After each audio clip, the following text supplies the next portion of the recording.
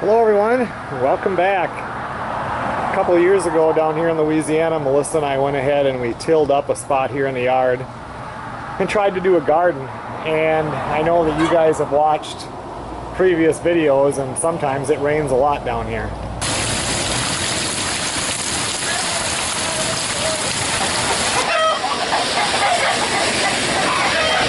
So needless to say, it doesn't always rain that much, but it's not that uncommon, so it's very hard, in this yard anyway, to really grow anything the way like I do in Minnesota, where you just till it and put it in the ground.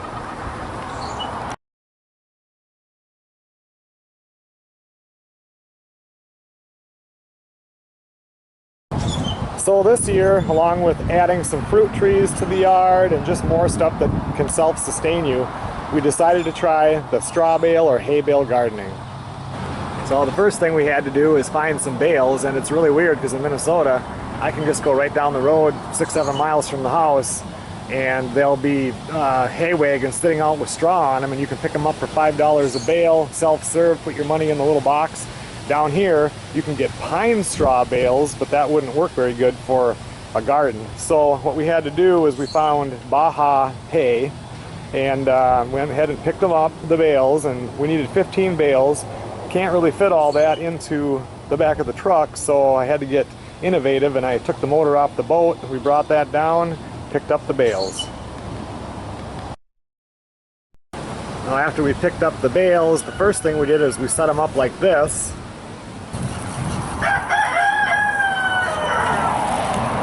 But after we had them set up like that, we were thinking as soon as they start to rot and stuff, they're just going to start to fall over.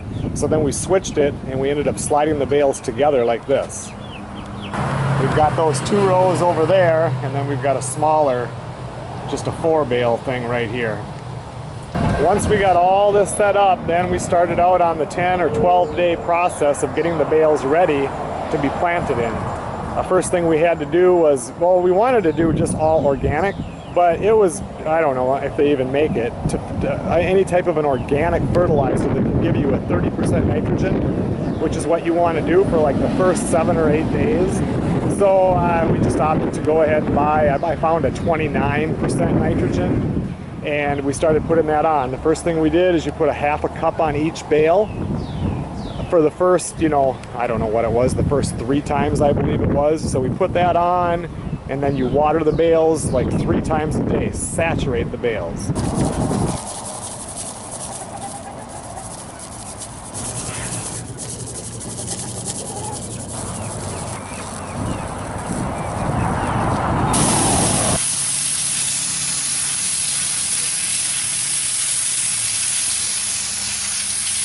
So at first what we would do is put that half a cup on each bale, saturate it. Then the next day you would not put any fertilizer on, you would just saturate the bales. Like I said, watering 3 times a day, and just the water would just be running out the bottom. And as we did this, the bales started to heat up. So we would do the fertilizer one day and water it, then just water the next day, then fertilize and water, then the next day just water. And like I said, you could watch that temperature keep rising up. So after putting the half a cup on the first couple times, then we dropped down to just doing a 1/4 cup on each bale and watering it in. And then again, we had to wait a day in between. Well, now we're up to, I think, day 7 or 8 today. And now what we have to do is put a 1/4 cup on each bale each day for 3 days, and then water the crap out of them again. And then after that, I'm going to be back in Minnesota. And then Melissa will wait a day, and then all she does is put 10-10-10 fertilizer on it, and then just wait for that temperature to drop, and then she can plant. As you can see right now, that temperature is still running inside that bale. I don't know, 130, right about there, and this is a long thermometer, so it's down a good 8-9 inches. Over here now, this is the same area that was tilled up a couple of years ago for the garden.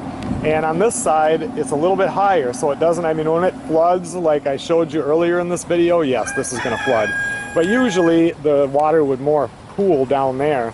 And she did get a few potatoes out of here. So I took out the tiller and I tilled this up. And since the soil here is so clay-like, I added in a bunch of wood shavings and even some of these paper shavings that you can still see on top, and I just tilled all this in.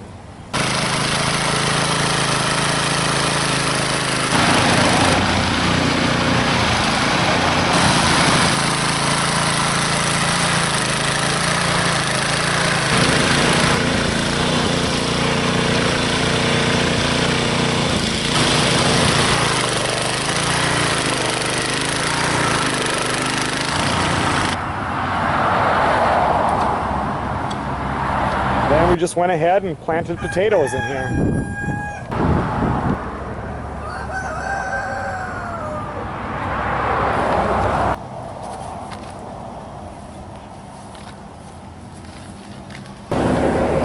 So although this isn't the perfect place to plant potatoes, she's got them here before, we got them in the ground, and you know, you'll never know if you're going to get any unless you put them in the ground. So this will be interesting to see what happens. So one thing I did here is I went ahead and put these fence posts on each side of the bale right down the center.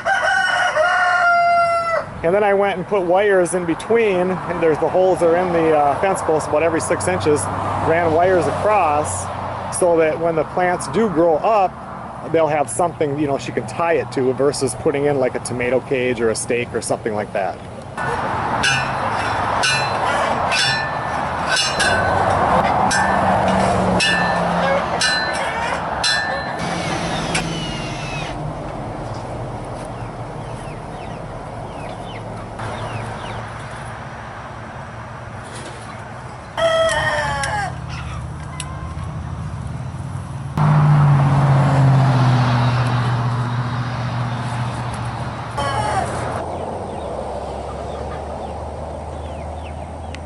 And one more thing that I did, I don't know if I already mentioned it, but I put a wire around the bales so that, I mean, even though they're together, sure they can't fall inward really, but they could fall outward. So I ran a wire all the way around the bales.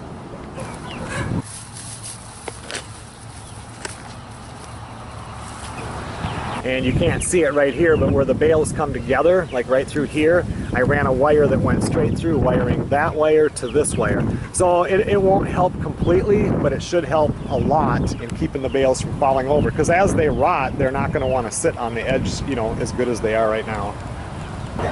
So it'll probably be another week before Melissa can start putting plants in here. She's super excited. I mean, even when it really, really rains like it did that one time, the rain is only going to come halfway up on the bales here, so all the plants should be safe.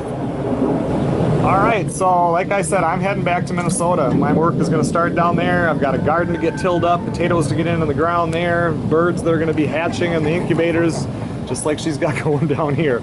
So she's going to take videos of this, she'll send me videos, and I can then edit them through and upload them and stuff so we can follow the progress of the Hay Bale Garden. And I don't know, I'm going to be back down here in June, so that'll be my first time to really get a one-on-one look at it here, but I'm pretty excited. I think this is going to work great.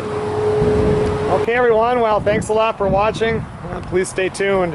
I'm excited to watch these videos myself and see exactly how straw bale or hay bale gardening works. We'll see you guys on the next video. It's 38 degrees right now in Minnesota. You have no idea how bad this hurts that I have to fly back there today.